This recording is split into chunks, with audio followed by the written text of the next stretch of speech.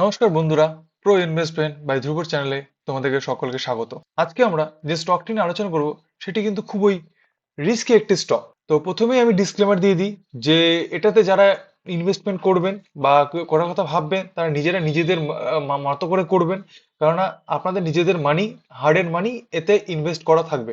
তো যাই হোক, এবার ভিডিওটি আমরা শুরু করা যাক যে আমি কেন এটাকে রিস্কি বলছি। দেখুন, এখন ইন্ডিয়া একটি গ্রোয়িং কন্ডিশনে আছে। তো গ্রোয়িং কন্ডিশনে থাকার জন্য মানে আমাদের কি পয়েন্ট গুলো কি, আমাদের একটা কোম্পানির বিজনেসটাকে ভালো করে দেখতে হবে। আমি প্রতিটা ভিডিওতে কিন্তু বারবার একটা কথা বলছি যে আমাদের বিজনেসটাকে ভালো করে ফলো করতে হবে। বিজনেস ফলো করলে পরে আমাদের একটা মাল্টিবেকার স্টকও আমরা খুঁজে পেতে সমস্যা হবে না। এই যে স্টকটি রয়েছে এটা একটা মিড টু স্মল ক্যাপের মধ্যে রয়েছে, ওটা পোটেনশিয়াল থাকবে মিড ক্যাপের মধ্যে যাওয়ার। তো এরকম একটা যদি স্টক যদি যায়, তাহলে স্টকের যদি দ্বিগুণ তিনগুণ যদি তার মার্কেট ক্যাপিটালাইজেশন হয়, তাহলে অবশ্যই স্টকের আমাদের প্রাইসটাও মানে স্টকটাও তাহলে তেমনই মানে ভাগবে। আর হ্যাঁ, আমি আরেকটা কথা বলে দিই, স্টকের প্রাইসে কিন্তু কেউ যাবে না। স্টকের আজকে স্টকের প্রাইস আছে 75 টাকা বলে বাহ আমি সঙ্গে সঙ্গে অনেক ভরে ভরে নিয়ে নেবো।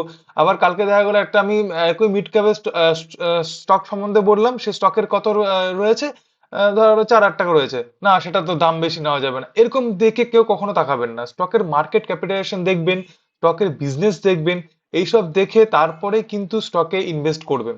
তো রিসেন্টলি এই স্টকটি একটু ভালো পারফরমেন্স করছে এবং এর মানে যে বিজনেস যে মোটিভ গুলো রয়েছে বেশ ভালো দেখা যাচ্ছে। তো সেটা নিয়ে আজকে আমি আলোচনাটা করব। তো সময় নষ্ট না করে তো স্টকটি আমি আপনাদের কি কি মানে করেছে সেটা সম্বন্ধে একটু দেখিয়ে দিই। আর হ্যাঁ, আরেকটা কথা, এগুলো না দেখলে কিন্তু কখনোই কনফিডেন্স বিল্ড হবে না। যতক্ষণ আমরা বিজনেস না বুঝবো, প্যারামিটার গুলো না জানবো, ততক্ষণ কিন্তু কনফিডেন্স বিল্ড হওয়া কিন্তু খুবই মানে দুষ্কর। আজকে আজকে দেখা গেল যে আপনি আমার কথাতে এই কোম্পানিটার উপর ভরসা করলেন, কিন্তু কালকে যখন নিচে নামবে তখন কিন্তু বুক কিন্তু ধুরুপুরু ধুরুপুরু করবে যে এই মনে কিছু হলো, এই মনে কিছু হলো। তখন এসে আমাকেই বলবেন যে আলটিমেট কি করতে হবে, তখন উত্তর আমার এটা থাকবে লং টার্ম পার্সপেক্টিভে কিন্তু বলা থাকবে। তো এগুলো কিন্তু লং টার্মের জন্য বলা, তো এখনই একটু দেখে শুনে আপনারা এটাতে যাবেন। স্টক কিন্তু কিছুটা কারেকশন দিয়েছে, দিয়ে এখন একটা ভালো মুভমেন্টের একটা এক্সপেকটেশন করা যাচ্ছে। সবাই আমি আসবো ধীরে ধীরে। এবার একটু আমরা দেখে নিই কোম্পানি, একটু প্যারামিটার গুলো দেখে নিই। কোম্পানি মার্কেট ক্যাপিটাল কত রয়েছে, 10,378 কোটি। কারেন্ট পি কত রয়েছে, 24.8। আরওই আরওসি কত রয়েছে, 3.12। আরওই কত রয়েছে, নেগেটিভ, মানে এখনো তেমন ভাবে গ্রো হয়নি, রিটার্ন তেমন জেনারেট করতে পারেনি। বোঝা গেল? আচ্ছা, কোম্পানির আমি এটা অ্যাবাউট সম্বন্ধে একটু পরে আসছি, আপাতত এগুলো একটু আমি দেখিনি মানে দেখিয়ে দিই সবাইকে।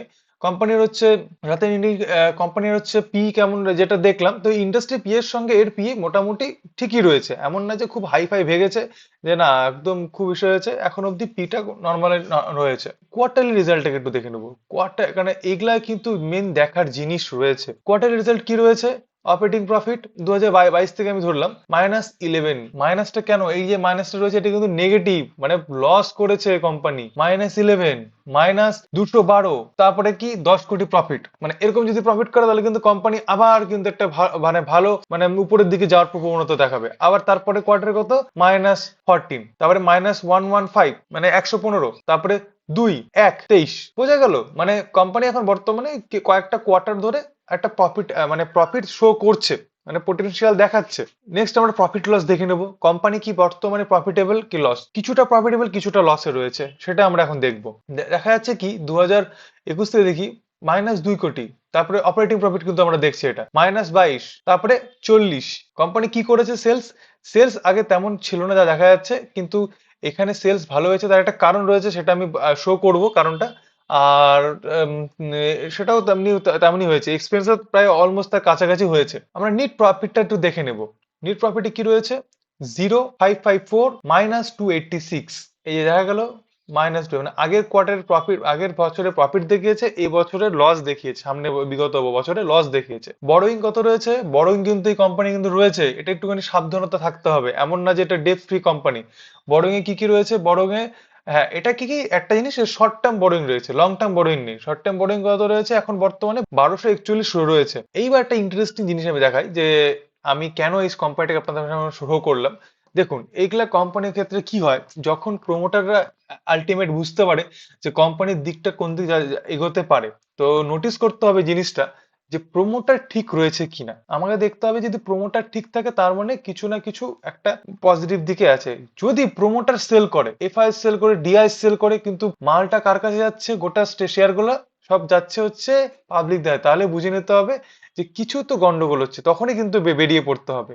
তখন আমাকে ওই ধরে বসে থাকলে কিন্তু হবে না, তাহলে কিন্তু সমস্যা। এটা কিন্তু ওরকম ধরনের স্টক না, সবসময় চেকিং করে আমাদের রেখে এটাকে হোল্ড করে রাখতে হবে। প্রোমোটার কয়েকটা কোয়ার্টার ধরে দেখা যাচ্ছে কি 74.86 একদম মেনটেন করে রেখেছে। এফআইস কিন্তু এখানে রয়েছে, একটা জিনিস গুরুত্বপূর্ণ, এফআইস কিন্তু তাদের স্টেক মোটামুটি ভালোই রয়েছে। 8.13 লাস্ট দেখা যাচ্ছে, আগের কোয়ার্টারে ছিল 9.40, কিছুটা কমিয়েছে, ট্রিম করেছে। ডিআই সামান্য পরিমাণে বেরিয়েছে, খুব সামান্য পরিমাণে।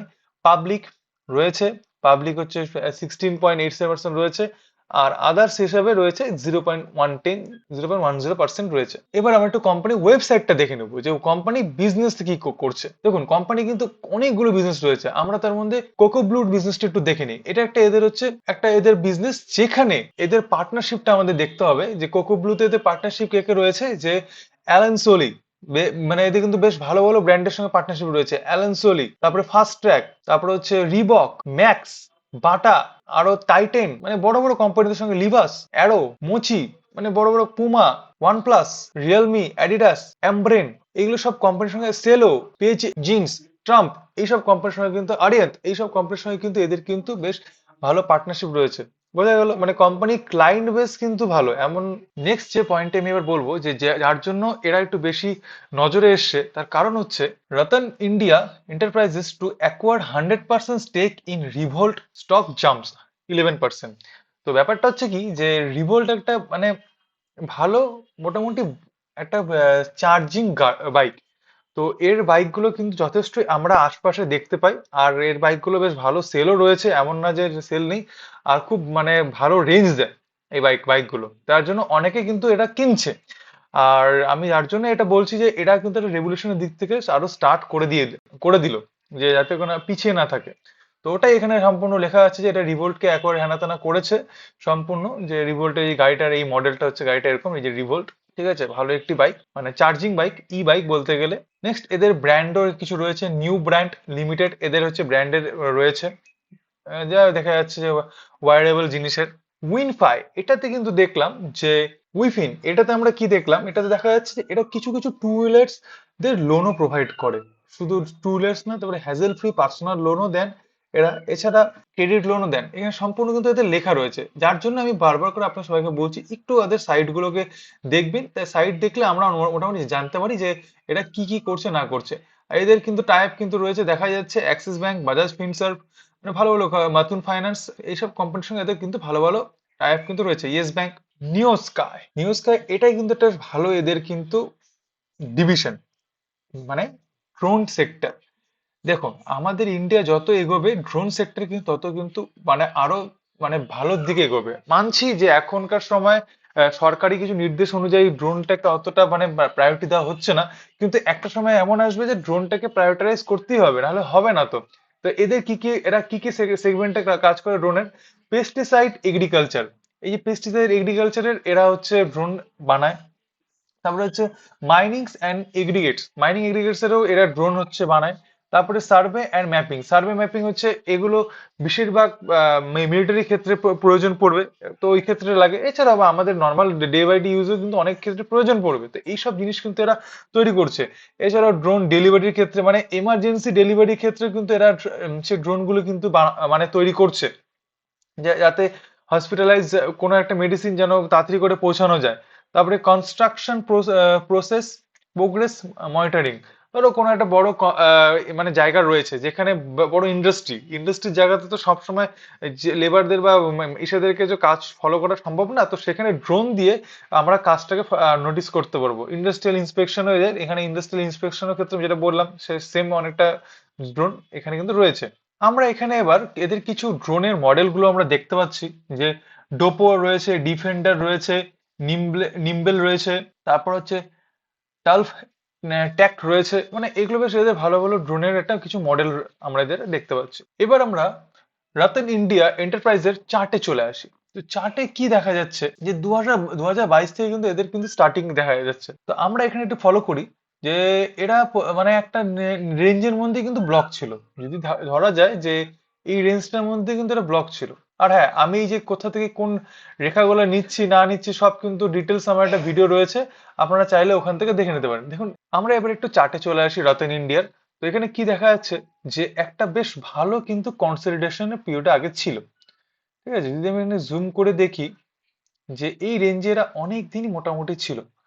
তাও আগস্টে 2020 থেকে শুরু করে, বা না, আমি এটা আগে থেকে ধরলাম, আগস্টে 2000, ওই আগস্ট থেকে শুরু করে অলমোস্ট 2021, 1 বছর ধরে একই জায়গায় ছিল থেকে তারপরে কিন্তু স্টকটা একটা বুল রান দেওয়া শুরু করে করে নিয়ে এদের একটা মার্কেট বেশ মানে ভালো একটা হাই শুরু করে, হাই করে 70 টাকার হাই কিন্তু এরা তখন করেছিল।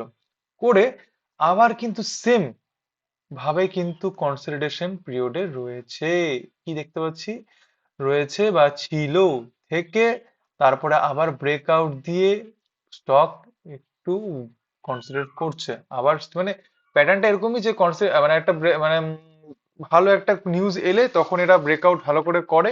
আর অবশ্যই এটা ফান্ডামেন্টালের নিয়ম তাই বলে যে ফান্ডামেন্টাল স্ট্রং থাকলে কোম্পানি অবশ্যই ভাগবে, বা তার যদি ফান্ডামেন্টাল স্ট্রং না হয় তাহলে কোম্পানি তো সেরকম করে সবসময় ভেগে যাবে না। হ্যাঁ, কোনটা ভাগবে, যেটাতে অপারেটররা ভাগাবে সেটাতে ভাগবে। তো যার জন্য এই কোম্পানিটা এটাই যে একটা কনসিডারেট পিরিয়ড থাকে, তারপরে আবার ব্রেকআউট দিয়ে ভাগে, আবার কনসিডারেট করবে, আবার ভাগবে, আবার একটা এরকম ছোটখাটো ডাউন আসবে। এটা না যে ভয়ের কোনো কারণ নেই, ছোটখাটো ডাউন আসবে। তাও শুধু দেখতে হবে যে আমাদের ফান্ডামেন্টাল স্টকটা কি রয়েছে, মাঝে মাঝে একটু নিউজ গুলো বেশ দেখতে হবে, সে তার জন্য রয়েছে, আমি সমস্যা নেই। তো এই ছিল রতন ইন্ডিয়ার একটি ডিটেলস মোটামুটি অ্যানালিস আমি আপনাদের করে দিলাম। এবার আপনারা এটাকে আরো স্টাডি করুন এবং আরো দেখুন। ভিডিওটি ভালো লাগলে অবশ্যই সাবস্ক্রাইব এবং একটা লাইক অবশ্যই দেবেন। আপনাদের এই সাবস্ক্রাইব এবং লাইকটি আমাকে মোটিভেট করে রাখবে তো আপনাদের কাছে এটি পাওনা রইলো। জানি আপনারা অবশ্যই করবেন ভালো লাগলে পরে, কেননা অনেকেই দেখছি যে দেখে যাচ্ছে কিন্তু কোনো রকম সাবস্ক্রাইব বা লাইকটা করছে না। তো করলে অবশ্যই মোটিভেট হব। ধন্যবাদ।